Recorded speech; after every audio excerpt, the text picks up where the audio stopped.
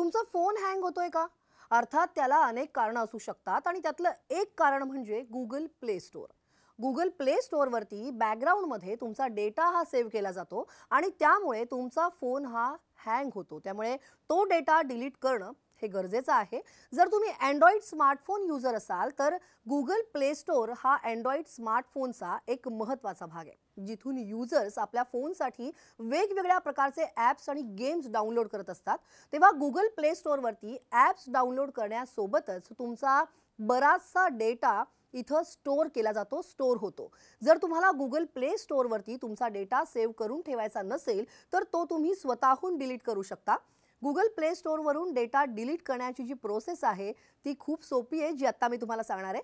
काही सोप्या steps follow करून तुम्ही तुमचा डेटा हा रिमूव्ह करू शकता. सगळ्यात आधी तुम्हाला Android स्मार्टफोनमधल्या सेटिंग्समध्ये जावं लागेल.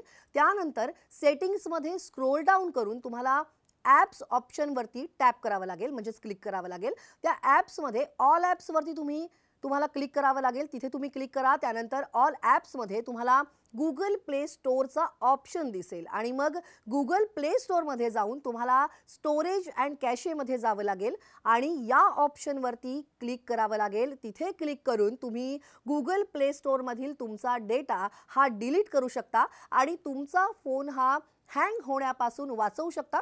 आणि तुम्ही आणखी एक गोष्ट करू शकता, ते म्हणजे हा जो व्हिडिओ आहे तो जास्तीत जास्त शेअर करू शकता.